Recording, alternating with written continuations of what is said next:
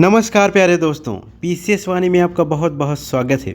जैसा कि पता है दोस्तों, हमने पॉलिटिकल साइंस सीरीज़ प्रारंभ की है जो कि टीएचटी, पीएचडी, केवीएस जो अभी हाल ही में विज्ञापन आया है उसके लिए बहुत ही महत्वपूर्ण है दोस्तों। अतः आप इस वीडियो को पूरा देखिए। आज के प्रश्न देखते हैं। एग्ज़ाम में प्रश्न पूछे गए हैं दोस्तों और आगामी एग्ज़ामों में प्रश्न जरूर पूछे जाएंगे, अतः आप इस वीडियो को पूरा देखिए। डॉक्टर बेनी प्रसाद एक दार्शनिक थे दोस्तों, डॉक्टर बेनी प्रसाद। इन्होंने क्या कहा है देखते हैं।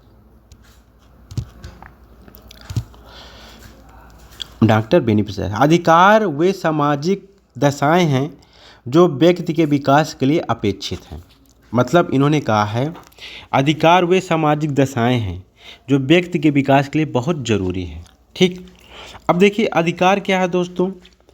लास्की ने कहा है कि अधिकार सामाजिक जीवन की परिस्थितियां हैं जिनके अभाव में समानतः कोई व्यक्ति अपने व्यक्तित्व का विकास नहीं कर सकता है। अगर आपको अधिकार नहीं मिलेंगे तो आप अपने व्यक्तित्व का विकास नहीं कर सकते। जैसा कि पता है हमारे भारतीय संविधान में हमको 6 मौलिक अधिकार दिए गए हैं। पहले 7 थे जिसमें से संपत्ति का अधिकार हटा दिया गया, जिसमें से इस समय हमारे पास 6 मौलिक अधिकार हैं। तो जब हमें अधिकार मिलेंगे तभी हम अपने कर्तव्यों को निर्वहन कर सकेंगे। ठीक है, तभी जैसे हमें इस समय अधिकार मिला है शिक्षा का अधिकार। हमें शिक्षा अधिकार जो 21 अनुच्छेद 21 का में है, अगर शिक्षा का अधिकार मिलेगा तभी हम शिक्षा प्राप्त कर सकते हैं। अगर हमें शिक्षा का अधिकार नहीं होगा तो हम कैसे शिक्षा प्राप्त करेंगे। तो अधिकार हमारे लिए बहुत ज़रूरी है दोस्तों। ठीक है, इसीलिए डॉक्टर बेनी प्रसाद ने कहा अधिकार वे सामाजिक दशाएं जो व्यक्ति के विकास के लिए अपेक्षित हैं, जरूरी। आगे देखते हैं। और दोस्तों अधिकारों का सिद्धांत था, ठीक है ना, जो जैसे कि अधिकारों का प्राकृतिक सिद्धांत था, सबसे पुराना सिद्धांत था दोस्तों। ठीक है, इसको Locke, Rousseau, Milton, Voltaire, Thomas Paine, Herbert Spencer, Blackstone ने दिया। ठीक है ना। अब लॉक कहते हैं कि व्यक्ति को पहले से अधिकार कुछ प्राप्त हैं। जैसे वो बोलते हैं लॉक जो उदारवाद के जनक थे। ठीक है, लॉक उदारवाद के जनक थे। ठीक है, ये कहते हैं व्यक्ति को संपत्ति का अधिकार है। ठीक है ना, संपत्ति का अधिकार है, स्वतंत्रता का अधिकार है और जीवन का अधिकार है। लॉक 3 तरह के अधिकार की बात करते हैं। यानी ये प्राकृतिक जब व्यवस्था थी उस समय के पहले भी इनको व्यक्ति को अधिकार ये प्राप्त थे। ठीक है, तो ये प्राकृतिक अधिकारों की बात करते हैं। और अधिकारों में आगे आता है दोस्तों जो सिद्धांत में, हम आगे इसका वीडियो बनाएंगे, लेकिन फिलहाल आपको ब्रीफ बता देते हैं। अधिकारों का वैधानिक सिद्धांत, कानूनी सिद्धांत क्या कहता, इसके समर्थक है बेंथम, ऑस्टिन, हॉब्स, हॉलैंड। ठीक है, ये समर्थन करते हैं कानूनों का अधिकारों का कानूनी सिद्धांत। ठीक है, कि राज्य की इच्छा और कार्यों पर निर्भर करता है। ठीक है, राज्य पुराने अधिकारों को छीन सकता है और नए अधिकारों को जन्म दे सकता है। राज्य का जो कानूनी सिद्धांत है उसमें ये कहा गया है कि राज्य अपनी इच्छा के अनुसार व्यक्ति को अधिकार दे सकता है और उससे अधिकार छीन सकता है। अधिकारों का ऐतिहासिक सिद्धांत है। देखिए, पहले प्राकृतिक सिद्धांत हो गया अधिकारों का। ठीक है, जिसके समर्थक थे लॉक हो गए थे।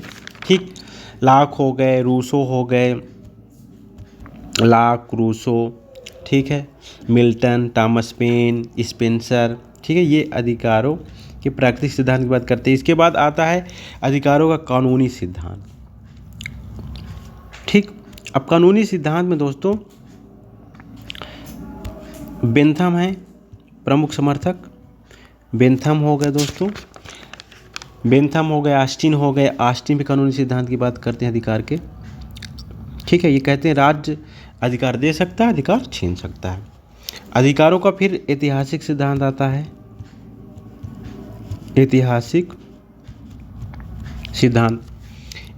सिद्धांत में रीति रिवाजों की बात की जाती है कि जो उस समय रीति रिवाज थे उन रीति रिवाजों के हिसाब से व्यक्ति काम करता है। ठीक है, उनका पालन करता है, वही उसके अधिकार होते हैं। ओके, इसके समर्थक थे ऐतिहासिक हेनरी मैन और एडमंड बर्क। अधिकारों का ऐतिहासिक सिद्धांत। ठीक है दोस्तों, और आगे है दोस्तों अधिकारों का समाज कल्याण सिद्धांत, ये भी है दोस्तों। इसके समर्थक लास्की, बेंथम मिल ये भी इसका समर्थन करते हैं। अधिकारों का आदर्शवादी या व्यक्तिवादी सिद्धांत, ये भी सिद्धांत था। तो इस तरह से कई सिद्धांत हैं अधिकारों के बारे में, प्रमुख विचारक इसका समर्थन करते हैं। तो उनमें से जैसे लास्की हैं, ठीक है, लास्की ने अधिकारों के किस सिद्धांत के समर्थन किया था? इन्होंने दोस्तों जो अधिकारों का समाज कल्याण सिद्धांत था, ठीक है, अधिकारों को जो समाज कल्याण सिद्धांत था उसकी ये बात करते थे लास्की, और उसके ही संदर्भ में बोलते हैं कि अधिकार जीवन की वे दशाएं हैं जिनके अभाव में सामान्य रूप से कोई व्यक्ति अपने उत्कृष्टतम स्वरूप का दर्शन नहीं कर सकता। मतलब ये अधिकार सामाजिक जीवन की वे दशाएं हैं जिनके अभाव में कोई भी व्यक्ति अपने व्यक्तित्व का विकास नहीं कर सकता। ये क्वेश्चन पूछा जा सकता है कि लास्की अधिकारों के किस सिद्धांत के समर्थक है? तो अधिकारों का समाज कल्याणी सिद्धांत, क्या नाम उसका? समाज कल्याण सिद्धांत। हमेशा जो लास्की दोस्तों उदारवादी विचारक थे, ये हमेशा राष्ट्र कल्याण की बात करते हैं, ठीक है, सकारात्मक उदारवाद की बात करते हैं और सकारात्मक स्वतंत्रता की बात करते हैं ये, ठीक है, ये राज्य को जरूरी मानते हैं। आगे देखते हैं, ऑस्टिन है। अब दोस्तों हमने बताया था ऑस्टिन जो अधिकारों के कानूनी सिद्धांत है, जो अधिकारों का कानूनी सिद्धांत उसके समर्थक हैं। कहते हैं कानून ये क्योंकि राज्य को महत्वपूर्ण मानते हैं, और संप्रभुता की इन्होंने पर जो डिफिनीशन दी उसमें ही बताया था एक संप्रभु होगा, एक राजा होगा जिसके नियम कानून ही समाज में होंगे, वो जो नियम बनाएगा वही समाज में माने जाएंगे। तो ये ऐसी बात करते हैं ऑस्टिन। ये संप्रभुता का एकलवादी सिद्धांत देते हैं दोस्तों, ठीक है। इन्होंने कहा था एक व्यक्ति का दूसरे व्यक्ति या व्यक्तियों से कुछ विशेष प्रकार के कार्य करा लेने की क्षमता का नाम अधिकार है। मतलब जैसे कि एक व्यक्ति अगर किसी से कुछ काम करवा लेता है, ठीक है, तो वो उसके अधिकार हैं। मतलब इस वही बात करते हैं जैसे राज्य है, राज्य अगर हमें अधिकार देता है कुछ और हम उसका पालन करते हैं तो समझ लो हमारे पास अधिकार है, ठीक, वही बात करते हैं दोस्तों। आगे देखते हैं, अरस्तु नागरिक बनने के लिए शिक्षित होना अनिवार्य है। ये मतलब जो है कहते हैं कि अगर आप राज्य में हो, ठीक है, तो राज्य में व्यक्ति अगर शिक्षित होगा तभी राज्य का विकास होगा। क्योंकि ये दोस्तों कहते हैं कि राज्य प्राकृतिक संस्था है, एक विकासवादी संस्था है, राज्य समाजों का समाज है, क्योंकि नागरिक से समाज बनता है, जो नागरिक से समाज बनता है और समाजों से राज्य बनता है, ठीक है। राज्य को इन्होंने अंगिक भी माना था, व्यक्ति से पहले राज्य को इन्होंने माना था, ठीक है। तो इसीलिए कहते हैं कि शिक्षित होना बहुत ज़रूरी है अगर आप राज्य के नागरिक हो। आगे देखते हैं, मिल्टन मुझे अपने अंतःकरण के अनुसार जानने, बोलने के और तर्क करने की स्वतंत्रता, ठीक है, स्वतंत्रता अन्य स्वतंत्रताओं से अधिक प्यारी है। मतलब ये कहते हैं मिल्टन कि अभिव्यक्ति की स्वतंत्रता, अगर हम अपने अकॉर्डिंग सब कुछ करें तभी हम स्वतंत्र माने जाएंगे। आगे देखते हैं, आगे विचारकों जो विचारक थे उनके कथन क्या हैं जो एग्जाम में पूछे गए हैं, आप देखते हैं। एडमंड बर्क, ठीक है, इन्होंने कहा था राजनीतिक दल उन मनुष्यों का एक समूह है जो कुछ सिद्धांतों के आधार पर जिनसे वे सहमत हैं अपने संयुक्त प्रयत्नों से राष्ट्रीय हित को आगे बढ़ाने के लिए संगठित रहते हैं, ठीक है। इनमें बर्क ने 3 आवश्यक तत्व बताए हैं, राष्ट्रीय हित, सिद्धांत और संगठन। इन्होंने राजनीतिक दल की बात की है कि राजनीतिक दल में व्यक्ति ऐसा समूह व्यक्तियों का जो अपने जो उनका राष्ट्रीय हित है उसको आगे बढ़ाने के लिए लोग संगठित रहते हैं। राजनीतिक दल ही है, मतलब राजनीतिक दल जो होते हैं वो अपना ही राष्ट्रीय हित बढ़ाने के लिए एक संगठन के रूप में कार्य करते हैं। तो उन्होंने राजनीतिक दल के 3 तत्व बताए हैं, राष्ट्रीय हित उसके होता है, सिद्धांत होता है, कुछ विचार, कुछ मतलब आइडियोलॉजी होती है राजनीतिक दल की, ठीक है, और संगठन होता है एक, ठीक है। मैकाइवर मैकाइवर भी राजनीतिक दल के बारे में बोलते हैं। राजनीतिक दल किसी नीति या सिद्धांत के लिए संगठित एक संस्था है जो उस नीति को संवैधानिक साधनों के शासन का आधार बनाना चाहती है। मतलब ये है कि राजनीतिक दल जो होते हैं एक नीति को, अपने विचार को आगे बढ़ाते हैं और वो संवैधानिक साधनों का सहारा लेकर, जैसे कि मतलब जो है इसम बीजेपी है, ठीक है, एक राजनीतिक दल है।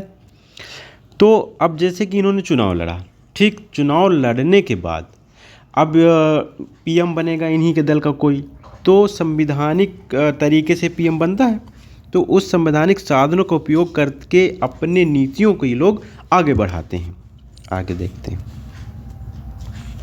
ब्राइस एक दार्शनिक थे, उन्होंने भी राजनीतिक दल के बारे में बात की है।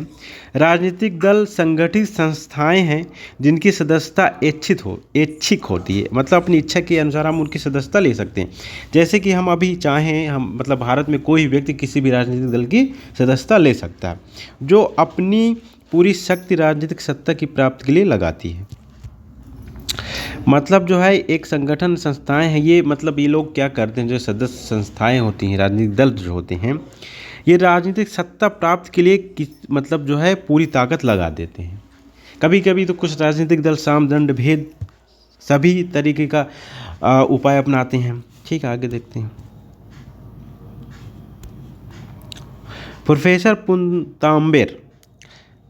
पुनतांबेर ने क्या कहा, राजनीतिक शास्त्र नागरिकता का विज्ञान और दर्शन, ये बहुत इंपॉर्टेंट, बहुत बार पूछा गया है। जो राजनीतिक शास्त्र है यानी पॉलिटिकल साइंस यानी सिविक्स, नागरिकता का विज्ञान एवं दर्शन है, नागरिकता के बारे में बताता है। आगे अरस्तु ने क्या कहा है, राज्य संपूर्ण समृद्ध जीवन हेतु संगठित कुटुंबों तथा ग्रामों का समूह है। हमने कि बताया ना दोस्तों, ये मानते हैं कि जो राज्य है नागरिकों, ठीक है, जो नागरिक रहते हैं उनसे मिलकर के एक समाज बनाता है, ठीक है ना।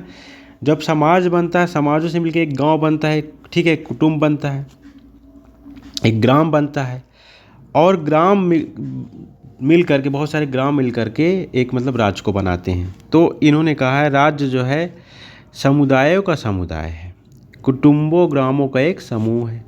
आगे देखते हैं। ब्लंडसरी एक विचारक थे, उन्होंने कहा किसी निश्चित भूभाग पर निवास करने वाला राजनीतिक रूप से संगठित व्यक्तियों के समूह का नाम राज्य है। अब देखिए, राज्य में 4 तत्व होते हैं, उसका एक निश्चित भूभाग होना चाहिए, ठीक है, एक जनसंख्या होनी चाहिए, ठीक है, एक सरकार होनी चाहिए और एक संप्रभुता होनी चाहिए। अगर ये 4 तत्व हैं किसी राज्य में तो वो राज्य माना जाता है। आगे देखते हैं। लास्की, इन्होंने कहा है राज्य एक प्रादेशिक समाज है जो सरकार एवं प्रजा में विभक्त हो तथा अपने निश्चित भूभाग के अंदर समस्त संस्थाओं में सर्वोच्च हो।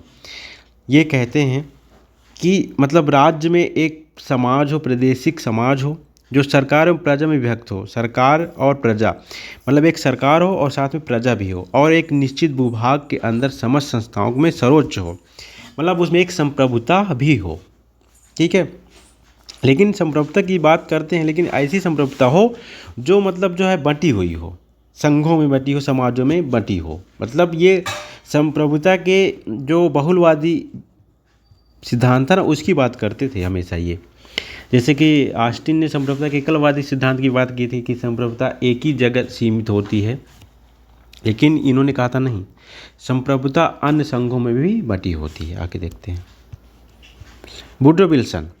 वुडरो विल्सन को तो आप जानते ही होंगे, अमेरिका के राष्ट्रपति थे। एक निश्चित प्रदेश के अंतर्गत नियम पालन करने के लिए संगठित जनता को राज कहते हैं।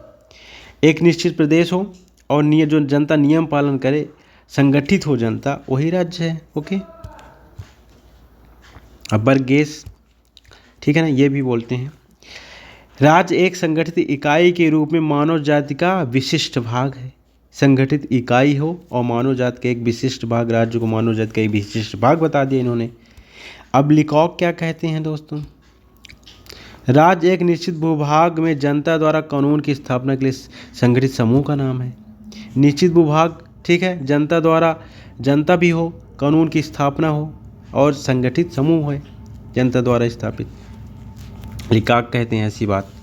आगे देखते हैं कौटिल्य ने क्या कहा है, कानून प्रभुसत्ता द्वारा दिया गया आदेश है।